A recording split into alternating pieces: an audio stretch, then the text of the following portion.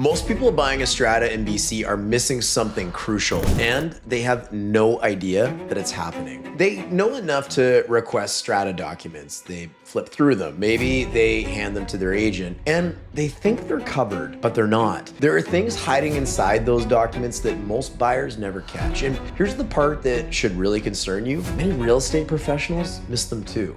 In BC right now, condo owners are being hit with special levies averaging $7,000, sometimes as high as $16,000 a year for up to 15 consecutive years. And in most cases, the warning signs were sitting right there in the documents the entire time. The problem is nobody knew how to read them. Well, this video is going to change that. We're going through 5 specific things you need to look for when reviewing strata documents, things that go well beyond the basics. And I promise you this, by the end of this video, you're going to look at a strata package in a completely different way. And also stick around. I've got a bonus tip at the end of the video for you because it's something every single person buying a strata right now or in the future needs to hear, especially if you've been relying on a tool that you think is doing the work for you. It isn't. Only get one chance to buy or sell your next home. Let's get it right. Before we kick off, if you're thinking about buying or selling in White Rock or South Surrey, the biggest mistake you can make right now is relying on outdated advice or guessing your next move. The market is constantly shifting, and what worked even 6 months ago could cost you tens of thousands today. My name is Darren. I'm a real estate professional living and working here in White Rock and South Surrey, and I've been helping families just like yours buy and sell since 2007. Since then, I've worked with hundreds of clients, many of whom have found me right here on this very YouTube channel because they wanted straight answers, real local insight, and a strategy that actually works. On this channel, I break down exactly what's happening in our market, what to watch out for, and how to make smart decisions so you don't leave any money on the table. So if you want to stay ahead of the market, hit subscribe. And if you're serious about making a move, there's a link below to book a quick call with me or my team. No pressure, just clear advice so you can move forward with confidence. Now, before we get into it, if you're brand new to strata living and you're not even sure what a strata document package looks like, we've got a full deep dive video on the channel that covers all of that. And there's also an entire playlist dedicated to buying a home in BC that you'll want to bookmark. Go check those out first because this isn't that video. What we're doing today is going a level above that. Understanding strata documents isn't just important, it can be the difference between the best purchase of your life and the one you spend years wishing you could undo. And it's always the tiny things, the stuff that's easiest to gloss over, that tend to cause the biggest problems. And look, this isn't just for buyers. We get comments on this channel all the time from real estate professionals telling us that they learned something they didn't already know. So if you're in the industry and you're watching this, well, you're welcome. You might want to grab a pen too. All right, 5 tips plus a bonus tip at the end that I think is one of the most important things about buying a strata that people need to hear right now. So let's get into it. Tip number 1, and this one sounds simple, but almost nobody actually does it properly. And it sets the foundation for everything else on this list. When you receive a strata document package, the very first thing you should be doing is taking inventory of what you already have, and more importantly, what you don't have. Strata packages get sent over all of the time with missing pieces. Sometimes it's an oversight, but sometimes it's not. And if you don't know what should be in there, you won't even know to ask for it. And that missing document could turn out to be the most important one. What we do, I'm going to show you on the screen exactly what this looks like, is we use a document receipt that we built specifically for this purpose. It doesn't just track what we've received, it actually helps us ask better questions.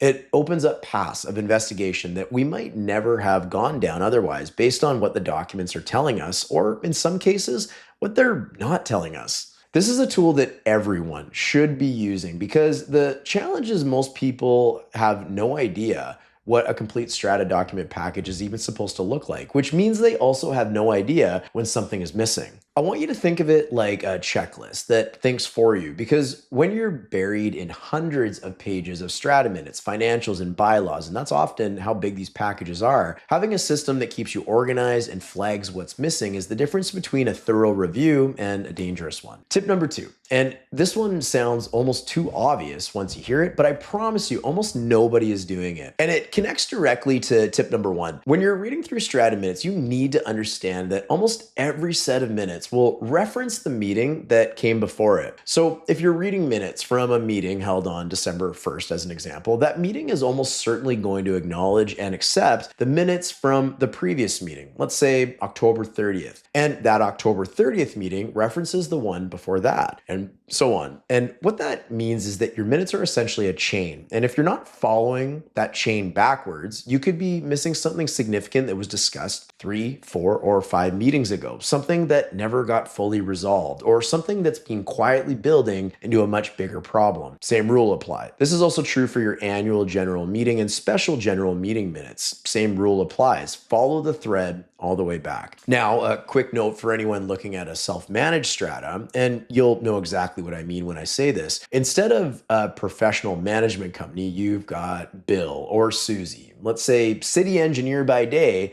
self-proclaimed strata expert by night, running a multi-million-dollar building in their spare time. If the practice of referencing previous minutes isn't showing up consistently in the documents you've received, there's a very high likelihood that documentation is missing. So itemize everything and get it in writing, a confirmed statement of what you've received and that it represents every single meeting minute package available. Make them liable for that confirmation, not yourself. The goal is simple, no gaps, because a gap in the minutes isn't just an administrative inconvenience, it's a question mark. And in strata due diligence, question marks can be expensive. Tip number 3, and this one is my personal favorite because I can almost guarantee that the majority of people watching this video, including most real estate professionals, including people who just bought strata yesterday, have never even heard of what I'm about to tell you. There's a document called a Strata Plan General Index. And if you don't know what that is, don't worry, most people don't. But once you understand what it tells you and how to use it, you're gonna wonder how anyone buys a strata without checking it. Let me tell you a quick story first on why this document is important. I listed a property in White Rock, a condominium, in a building that was age restricted to 19 years and over. Now, around that time, the BC government had made changes to how stratas could enforce age restrictions. Specifically, stratas could no longer impose restrictions on people under the age of 55. So anything that was 19 plus was no longer enforceable under the new rules. But here's where it gets really interesting. The owners, the strata council, and even the strata management company were all still claiming it was an age-restricted building, that nobody under the age of 19 could live there, even after the government had already changed the law. So before we hit the market, I went and I pulled the Strata Plan General Index for that building, and what I found stopped me in my tracks. This strata had not formally registered a single bylaw change since the building was built in 1972, not one. What that means is that every rule, every bylaw, every restriction that strata thought it was enforcing was not actually legally enforceable. Didn't matter what the change was to the bylaw. Didn't matter that they had the majority of the owners vote in favor of having it because it wasn't registered. It wasn't enforceable. When I saw this, I called the seller that same day. And instead of listing at our original estimated price, we actually ended up listing the property $50,000 higher. Because if the bylaws couldn't hold up, the pool of potential buyers ended up getting significantly larger. And we sold at full price on day 2, $50,000 above where we had originally planned to start. Now, in that case, I was working for the seller, so that outcome worked in our favor. But flip that around. What if you were the buyer? What if you purchased in that building thinking the age restriction was firmly in place? Maybe that's exactly why you wanted it, and it turned out to be completely unenforceable. Well, that's a very different conversation. The Strata Plan General Index tells you if bylaw changes have actually been formally registered. It's not enough for a strata to pass a bylaw at a meeting. It has to be properly filed. You need to know how to find this document, and it doesn't just stop there, because what if there was a bylaw that was filed, but it wasn't contained in the set of bylaws that you received? Silly example, we no longer want propane barbecues on the balconies of this condominium building, and you find out that you can never have a barbecue at the place you just bought, you're going to be pretty upset. You need to know how to find this document, where to access it, and how to read it, because if you don't know it exists, you never think to look for it. Tip number 4, and this one is all about what's called the depreciation report, which sounds intimidating, but once you know where to look, you can get the information that actually matters in just a few minutes. And those few minutes could save you tens of thousands of dollars. So let's quickly cover what a depreciation report actually is. It's a 30-year planning tool. An engineering firm comes in, inventories every major component of the building, the roof, the elevators, the parquet, the exterior, the mechanical systems, and then forecasts when each of those components is likely to need replacing and how much it's going to cost. It also looks at the Strata's current funding model and whether they're on track to cover those expenses when they come due. Now, these reports can be long. We're talking potentially hundreds of pages, and most people either don't read them all or they start at the beginning and get completely lost before they ever find the information that actually matters. Here's the shortcut, and I'm going to show you exactly what this looks like on the screen. Hey, before we get into that, a quick heads up, if you're even thinking about buying a home anywhere in BC, you're going to want to grab a copy of our free guide, 18 grants and rebates for home buyers. We pulled together every program we could find, federal, provincial, and even some lesser known local ones, plus links, tips, and simple ways to actually use them. Most of these are buried,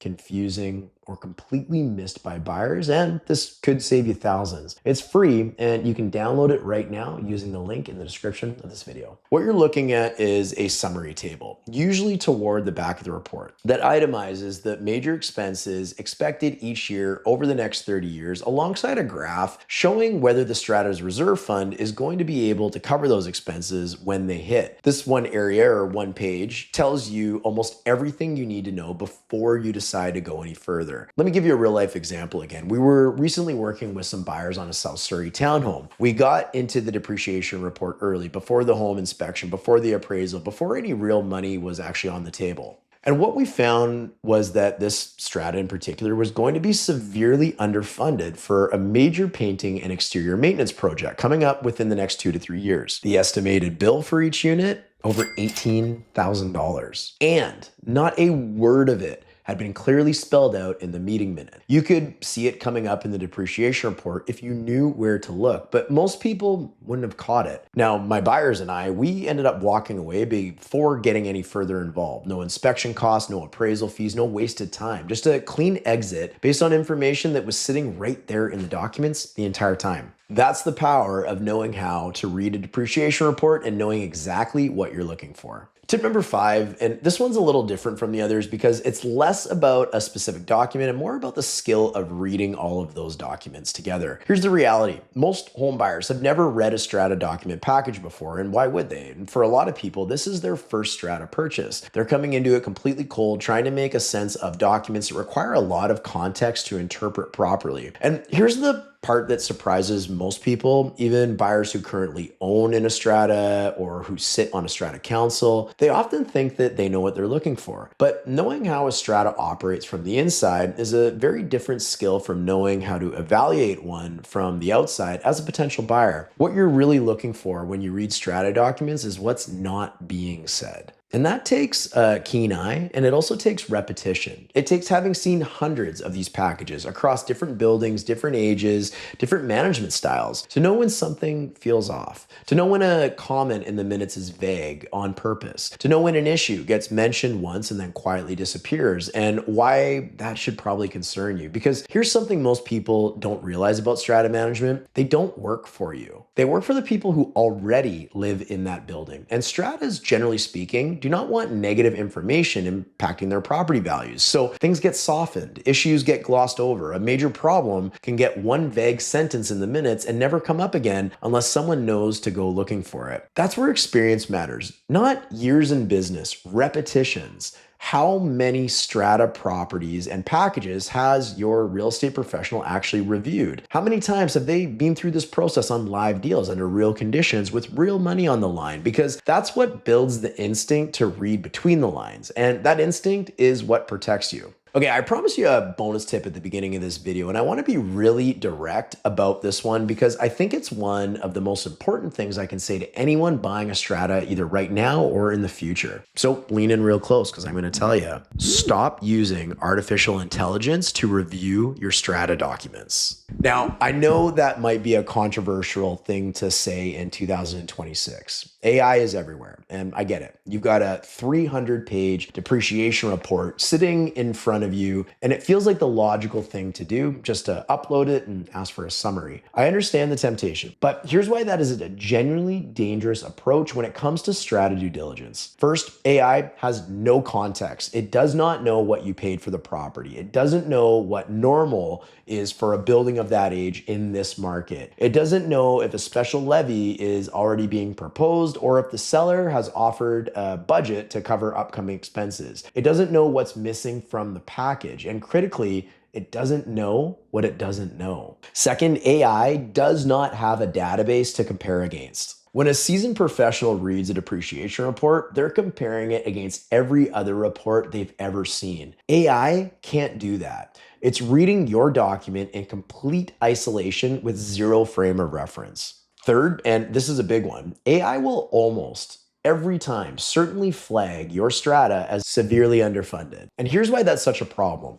Recent data out of BC shows that condo owners across the province are collectively paying out $1 billion a year in special levies because buildings simply don't have enough saved. I mentioned earlier, the average special levy is hitting around $7,000 per unit. And in some communities, owners are paying between $1,000 and $16,000 per year every single year for the next 15. Underfunding is essentially the norm in BC right now. And that's for a variety of reasons, but the main one being is most owners don't want to pay for every single expense that may occur for the next 30 years because they don't know if they're going to be there that entire time. They can either choose to pay the absolute maximum highest strata fee ever. They can pay the absolute least ever and get an assessment every single time something comes up that the strata needs to deal with. Or more often than not, they're going to pick a hybrid version of that where they put a little bit into a bank account each month, but are prepared to pay special levies down the road should they still be an owner, which means that they still need to budget for major projects. AI doesn't know that. It's going to assume that every single expense in that depreciation report needs to be fully funded by the strata,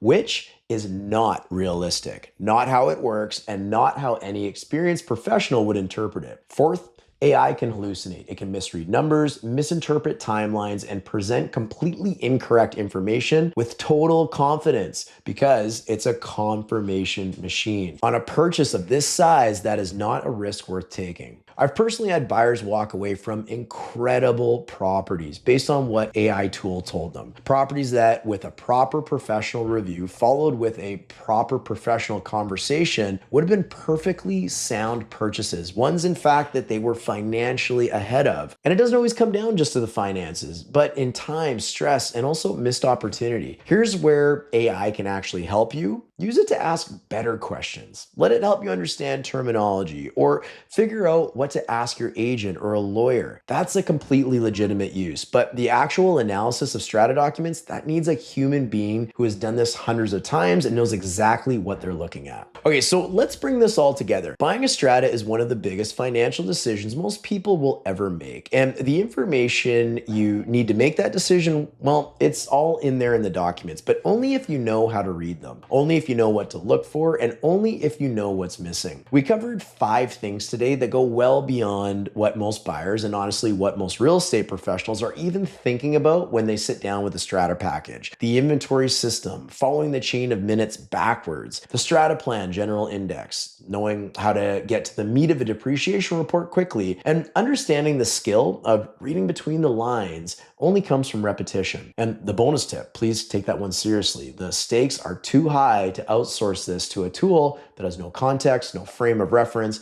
and no accountability for getting it wrong. Now, when it comes time to finding the right person to help you through this process, here's the one thing I'd encourage you to focus on. It's not how long someone has been in the business. It's not what company they work for. It's repetitions. How many times have they actually been through this? How many strata packages have they reviewed on live deals? How many times have they caught something that everyone else missed? That's the question worth asking. For many years, we've constantly done roughly 10 times the transaction volume of the average agent in our marketplace. And that's not something that we say to brag. It's something that we say because it's directly relevant to what we just spent talking about in this entire video. Every single one of those transactions is another strata package reviewed, another depreciation report analyzed, and another set of minutes followed backwards through the chain. That's what repetition looks like. And that's what protects you. We've also done videos on this channel about how to choose the right agent for your purchase. So if that's something you want to dig into, go check those out. And the video coming up next is one that you're really going to want to watch if you're serious about buying a strata. It's all about strata fees and why they can be misleading, how they trick would-be home buyers into thinking that they're getting a better deal than they actually are, and so much more. And the good news is